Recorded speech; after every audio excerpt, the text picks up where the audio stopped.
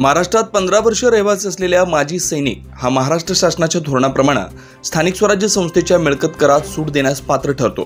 त्यामुळे पुणे येथील माजी नौदल कमांडर BK सिंग यांना जिल्हा सैनिक बोर्डाने 2 आठवड्यात पात्रता प्रमाणपत्र देण्याचे आदेश न्यायमूर्ती गिरीश कुलकर्णी व न्यायमूर्ती अद्वैत सेठना यांच्या खंडपीठाने दिले। याचिकाकर्त्यांनी दाखल ॲडव्होकेट धैर्यशील सुतार यांच्या मार्फत दाखल केलेल्या याचिकेवर सुनावणी झाली। पुण्यातील माजी सैनिक व नौदल कमांडर BK सिंग यांनी नौदलात 35 वर्ष सेवा केली व ते कमांडर म्हणून सेवानिवृत्त झाले। त्यांचा जन्म बिहार राज्यात झाला असला तरी सेवा कालातील बहुतांशी काळ हा महाराष्ट्रात घालवलाय। 2009 साली तळेगाव पुणे येथे सदनिका घेऊन स्थायिक झाले। तसेच 2019 मध्ये पुणे शहरात सेवानिवृत्त झाल्यावर एक सदनिका खरेदी केली। त्यांना सक्षम प्राधिकारी म्हणजे तहसीलदार मुळशी पुणे यांनी महाराष्ट्राचा रहिवासी 15 वर्षापेक्षा जास्त असल्याने अधिवास प्रमाणपत्र दिलं होतं। 23/11/2020 रोजीच्या शासन निर्णयाप्रमाणे महाराष्ट्रातील रहिवासी असलेल्या माजी सैनिकास मिळकत करापासून सूट देण्याचं धोरण माननीय बाळासाहेब ठाकरे माजी सैनिक सन्मान योजना अंतर्गत महाराष्ट्र शासनाने जाहीर केलं।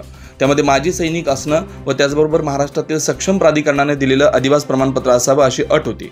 त्याप्रमाणे सिंग यांनी जिल्हा सैनिक बोर्ड पुणे यांच्याकडे अर्ज केला व पात्रता प्रमाणपत्र घेण्यासाठी अर्ज केला।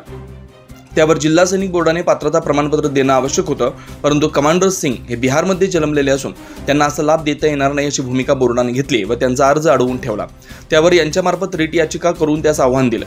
याचिकाकर्त्यामार्फत ॲडव्होकेट सुतार सिंग हे माजी सैनिक असून त्यांच्याकडे सक्षम प्राधिकारी यांनी दिलेलं अधिवास प्रमाणपत्र असल्याने ते या योजनेचा लाभ घेण्यास पात्र ठरतात। त्यामुळे त्यांना जिल्हा सैनिक बोर्डाने पात्रता प्रमाणपत्र देणं आवश्यक आहे, जेणेकरून त्यांना मिळकत करात सूट मिळण्यासाठी पुणे महानगरपालिकेकडे अर्ज करता येईल।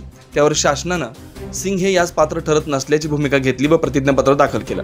सुनावणी दरम्यान जिल्हा सैनिक बोर्डाच्या आडमुठ्या भूमिकेवर न्यायालयाने आश्चर्य व्यक्त करून सिंग हे शासन निर्णयाच्या अटी पूर्ण करत असताना शासन निर्णयाच्या विसंगत भूमिका बोर्डाला घेता येणार नसल्याचा निर्वाळा देत पुढील 2 आठवड्यात सिंग यांना पुणे जिल्हा सैनिक बोर्डाने पात्रता प्रमाणपत्र देण्याचे आदेश दिलेत।